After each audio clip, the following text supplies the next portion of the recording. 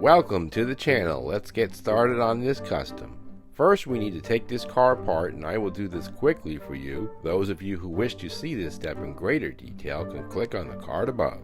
My idea for this custom is to make an RV type vehicle that can travel down the deadly apocalyptic roads. Using a jeweler's saw, I will cut two cars and attach the pieces. All I need to do is to determine where my second cut needs to be to form one car.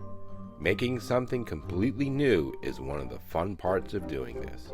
We need to cut the interior section. I'm using the body as a guide to cut both sections needed for our custom. Something else is needed to improve the look of this custom. Let's move on to the removing of the paint and come back to this later. This is like watching paint dry, so I will speed this up for you. However, if you enjoy that kind of thing, check out this video card above.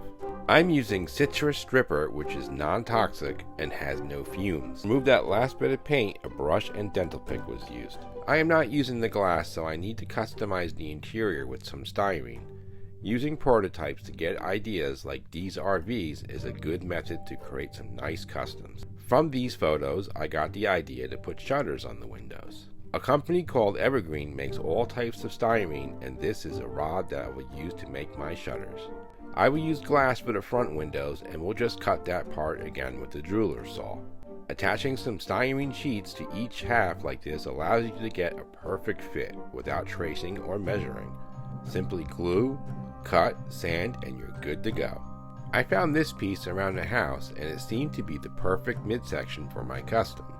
Adding some 1/25th model rims will enhance the details. This missile launcher was a pain to make, but worth the effort. Using Tamiya glue, I will attach that piece I found to make the middle section of my custom. What do you think about it so far? Feel free to comment below about your thoughts on this custom. I think it's looking awesome, and painting this should be a lot of fun. That missile launcher is cool, but I think I can do better.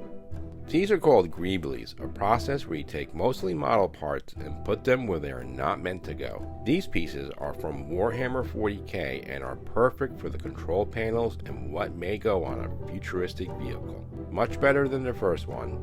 The greeblies added, let's do the shutters. I tend to skip around when doing my customs. You will have your own process when you do this. Finishing the shutters was surprisingly easy. All I had to do was cut and they stayed in place while I glued them. I am really pleased on how these came out. Now to the fun part of the custom.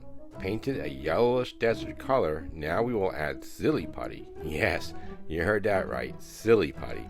This technique has been around since the Shepherd Payne days.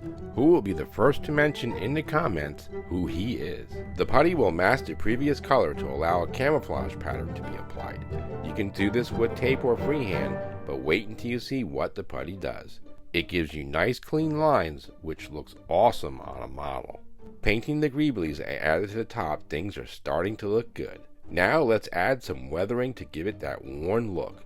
Tamiya powders are great for this step.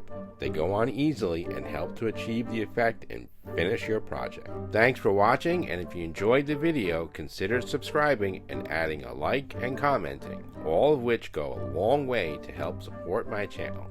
Alright, I will see you in the next video.